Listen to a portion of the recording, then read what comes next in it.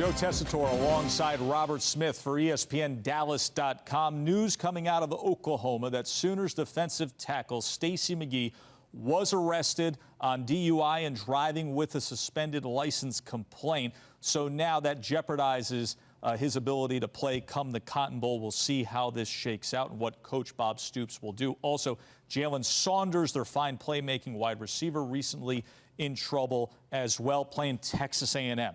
You want to have all your weaponry when you play against Texas A&M. Where does this leave them if those guys can't go? Well, I think it's a difficult situation for them. And you talk about where they're going to be. When I talk about the defensive side of the ball, this is a defense that struggled defensively most of the year anyway. This is the 80th ranked rush defense. 7 different times they've given up a gross of more than 200 yards rushing. Of course, against West Virginia, kind of an anomaly there in a very bad way, 458 yards rushing.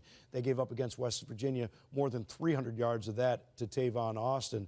They've had some real issues on the offensive side of the ball. They've been pretty good for most of the year, but certainly not having Jalen Saunders in there, it's going to hurt this offense. Kenny Stills, their fantastic #1 receiver. Sterling Shepard, another fine receiver. Damian Williams has really emerged for them. But it's nice to have all of your weapons, especially when you're going against a Texas A&M team. Everybody talks about Johnny Manziel, but they've got 2 fine running backs as well.